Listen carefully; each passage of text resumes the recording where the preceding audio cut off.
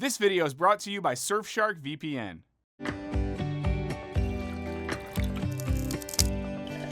What's up, friends? Michael here. Now at Wisecrack, we love therapy. Getting to monologue to a captive audience for an hour straight? Check. Overcoming lingering demons from that time our mom called us an unplanned miracle? Check.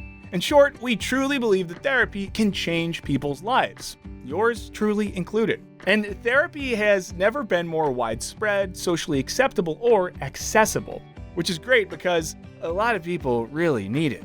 Indeed, in 2018, 1 in 5 American adults experienced a mental health issue, and that was before the modern plague turned us all into agoraphobes. But lately, we've seen the mega rise of apps promising psychological transformation in just 5 minutes a day. And this leaves us wondering, what is therapy really for? And are we asking therapy and ourselves to do too much? Let's explore in this Wisecrack Edition on therapy. Can it save us all? But before we really get into it, I want to tell you about this week's sponsor, Surfshark VPN. Surfshark VPN keeps your data secure everywhere you go on the internet thanks to their secure protocols and uncrackable encryption. One of my favorite perks of Surfshark VPN is the way it keeps my location totally private, which is a huge help when it comes to things like buying plane tickets, for instance. You can connect your secure Surfshark VPN to other VPNs around the world, and then you can easily track down the best deals available. And speaking of the rest of the world, these connections also let you watch all the movies and TV you like, especially content that hasn't been released in your country yet. All of your favorite devices are included in a single subscription, including your laptop, Android, Amazon Fire Stick, PlayStation, and more. Plus, you can still use your favorite apps too, like Chrome and Firefox. Get started by clicking the link in the description and using the promo code WISECRACK. When you do, you can get Surfshark VPN for 83% off plus 3 extra months for free. So go to surfshark.deals/wisecrack or hit the link in the description. Protect yourself online and download Surfshark VPN today. And now, back to the show. Now, the stigma surrounding therapy and seeking help for mental health issues has dissolved significantly over recent years. This is unequivocally great news, especially when you consider how mental health used to be treated in the good old days, which definitely were old, but definitely were not good. Early psychiatric treatment typically involved confining patients to lunatic asylums with horrible living conditions. Often, patients were sterilized. Women could be kept in asylums purely on their husband's recommendations. Why would your husband do that? He said something about me participating in some flag burning at a local suffragette protest. He was not happy with my decisions and found me generally annoying. LGBTQ+ folks and other marginalized people were also often considered pathological. And typically, super churchy people assumed all these issues stemmed from demonic possession. So, that's not good. In short, psychiatry was more about punishing folks who failed to conform to social norms with a heavy dose of sexism, homophobia, racism, and eugenics. Then, in 1895, everybody's favorite goatee guy, Sigmund Freud, teamed up with Joseph Breuer to publish Studies on Hysteria, which championed the talking cure to help work through psychological trauma. You know the one. Patient lies on the couch and talks at length to their analyst about all their deepest thoughts and feelings. Importantly, Freudian psychology was less about offering practical fixes for your problems and more about understanding your negative thought patterns, neuroses, and so on. His goal was to help make the unconscious conscious, which could eventually help improve people's mental health. Psychotherapy became increasingly popular in the US around World War II and then boomed in the 1950s in what scholar Daniel P. Kamensky calls the age of affluence and anxiety. This was due to the intersecting phenomena of the post-war economic boom with the high numbers of World War II soldiers with PTSD, then referred to as shell shock, as well as widespread fear about nuclear weapons. As Kamensky notes, this era of therapy saw the origin of an emphasis on patients doing the work. As he puts it, psychoanalysts advised patients that the traditional American value of hard work needed to be applied to therapy as well as to their personal pursuit of happiness. This was a big change from Freud having you articulate traumatic memories while half asleep on a tiny couch. At the same time, psychology-infused self-help books boomed in popularity, and they were usually about pulling yourself up by your bootstraps and tackling your maladaptive emotional responses. Positive psychologists push the idea of self-improvement and reaching your full potential. If it sounds kind of like motivational speaking, that's because it basically was. But what was really the purpose of psychoanalysis? According to Kamensky, therapy functioned largely as a way to lead people into conformity, in particular, conformity with America's booming consumer economy and workforce.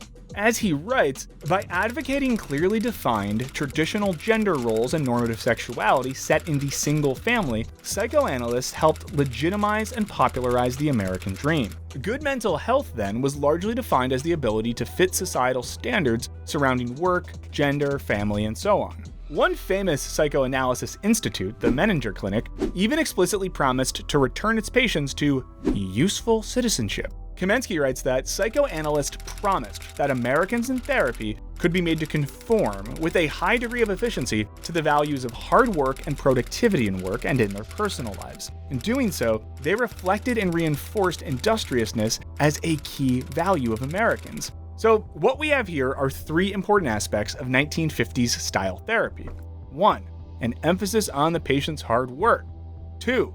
Conformity to American values. And 3. Becoming a productive member of society. This would only grow more true in the 60s and 70s as cognitive behavioral therapy, or CBT, became all the rage. CBT focuses on recognizing and rationalizing negative thought patterns. For example, if your brain is telling you that there is a creepy clown hiding in your car, a CBT therapist would ask you to think critically about the statistical likelihood of this being so. They'd suggest alternative thoughts like, it's very unlikely that there is a creepy clown hiding in my car. This can be especially useful after doing Uber pickups the weekend of the clown convention. Indeed, CBT encourages you to think critically about your thought patterns in order to change them. It teaches logical skills to deal with distressing situations and emotions with the ultimate goal of significantly mitigating or even totally eliminating their impact on your life. As journalist Oliver Berkman explains, CBT is based on the principle that your distress is caused by your irrational beliefs, and it's within your power to seize hold of those beliefs and change them. Again, we see emphasis on the individual doing the work with the help of a therapist to ultimately overcome their issues. This contrasts against the Freudian method of understanding unconscious drives in order to release repressed experiences and emotions. Notably, while Freud's methods were expected to take many years, CBT is considered a short-term method, at least by insurance companies, typically consisting of 5 to 20 sessions. And to be clear, it's not the individual therapist's fault that you're only allowed to have 10 sessions a year or whatever. They're just playing by the rules set by private insurance companies. And no doubt, CBT can be enormously helpful for things like phobias and sleep disorders. But it's been critiqued for offering cheap, fast solutions, with some dissenting therapists arguing that it pushes a think yourself to wellness narrative. CBT undoubtedly has changed tons of lives. Again, yours truly. Still, there's a growing pile of research suggesting that it's not a one-size-fits-all solution, particularly when it comes to depression. So we started with a long-term commitment based on a good relationship between therapist and patient centered around exploring the unconscious. And we're trending toward therapy as a self-led, bite-sized course. And if you don't have the time, insurance, or resources to afford that, well, now Silicon Valley has an answer. Therapy, but make it an app.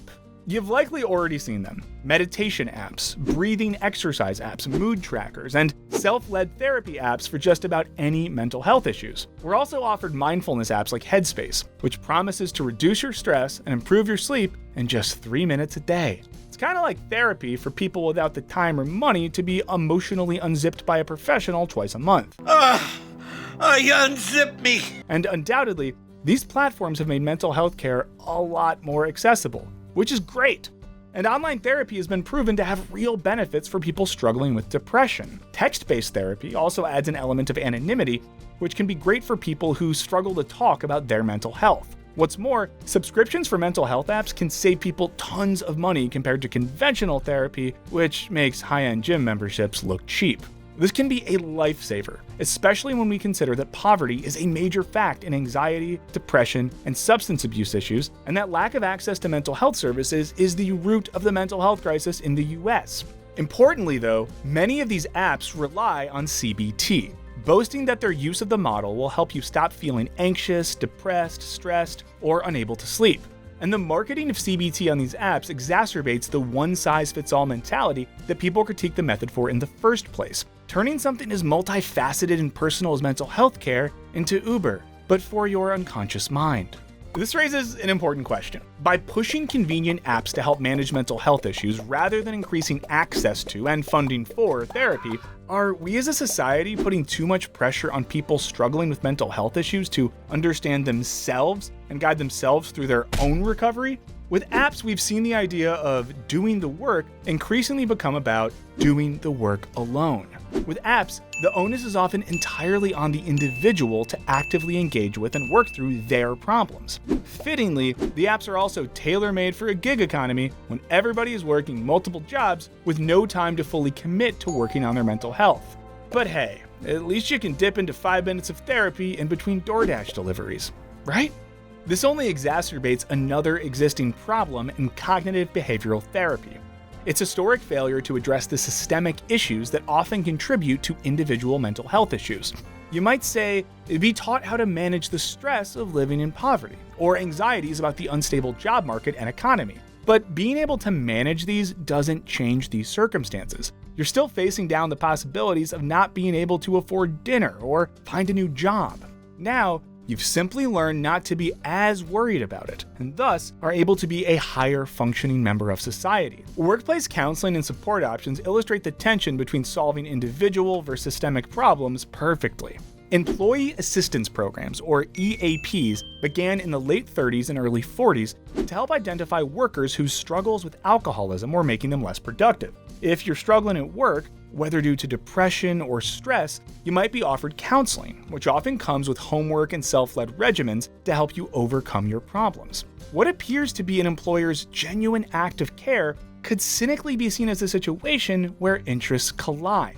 Your interest in feeling better meets your employer's interest in seeing you meet your productivity potential at work. Feel the 1950s useful citizen vibes here? Importantly, EAPs typically focus on the few most obviously struggling workers. As scholars Jay Barrage and C.L. Cooper write, the concept of the troubled employee is at the heart of the EAP. This approach can be problematic because it doesn't consider where those troubled employees' troubles actually come from, which might be the workplace itself. This certainly seems true in cases like that of Google, which offered counseling to victims of workplace misconduct, allegedly without bothering to re-examine the environment that fostered that misconduct.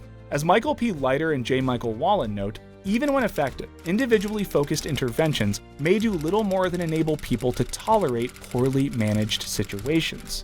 And beyond the microcosm of the workplace, there's no shortage of systemic problems to be found these days. Our current economic realities, like the decline of unions or rising wealth inequality, have even been explicitly linked to rising mental health issues. Loneliness is also on the rise, as Americans are working longer hours with fewer support systems. This all leaves people more reliant on mental health professionals. That is, when they can afford the time and cost of seeing them. On top of that, job insecurity due to the gig economy, lack of long-term contracts, and fewer opportunities for promotion can also contribute to your risk of developing mental health issues. Systemic economic issues like childhood poverty can also have the same effect. But it's not just economic issues that negatively impact mental health. Racism and mass incarceration have had a staggering impact on marginalized communities. Suicide rates among young Black people have increased by 73% between 1991 and 2017, while accessing treatment in these communities remains more difficult than for their white peers.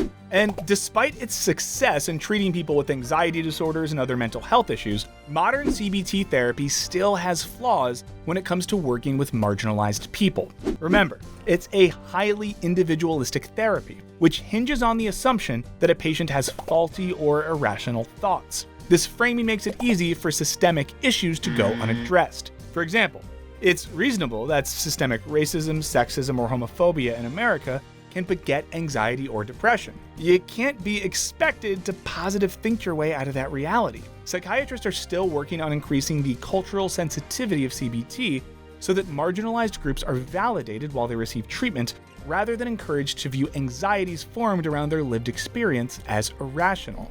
And lest it sound like we're criticizing therapists, let us quote scholar James Hillman. When I criticize therapy, I'm not really out to get therapists. I think they're doing some of the most important work in the culture because they are sincerely trying to pick up the pieces that capitalism throws into the street. Indeed, therapy is a difficult profession, and getting it right when you have people's mental health in your hands can be taxing. What's more, therapists can't necessarily help when it comes to systemic issues. They can only support their patients within an unjust world and address the impact it has on them. So, where do we go from here?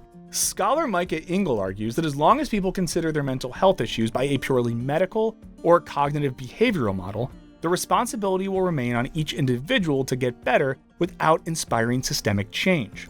But before you sink into despair, know that Ingle has some thoughts on what therapy could look like. One interesting alternative he offers is narrative therapy, which helps people understand and deconstruct the way they see themselves, and why they see themselves in that way. Therapists and patients reauthor their lives to retrace where their self-perception comes from, and address the social and personal factors that have impacted them.